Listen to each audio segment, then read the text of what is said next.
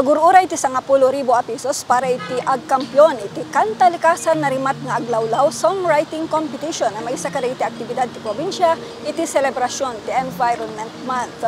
Malaksid ti daytoy makaawat ti 5,000 pesos ti first runner-up ken 3,000 pesos iti second runner-up idintog nga 9,000 pesos ti may payaguguna kada iti dua nga mangabak iti consolation prize.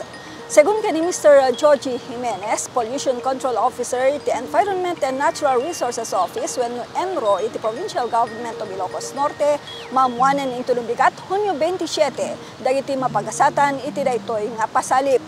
Inlawluwag na namnamayan ti probinsya, nga dakkel ti may tulong iti kadda iti kanta iti kampanya, may iti panang salwad iti aglawlaw, tababayan iti panakaulit-ulit na ket may mula iti panunot ti 𝗠𝗔𝗞𝗔𝗍𝗍, ti kinapateg ti panang tagiben iti aglawlaw.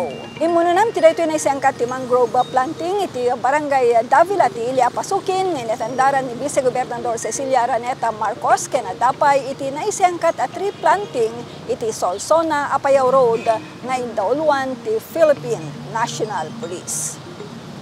Manipud iti Provincial Capital, Irene Ringgor, nagipadaamag. Narimat nga rapaap, intay amin maragpan.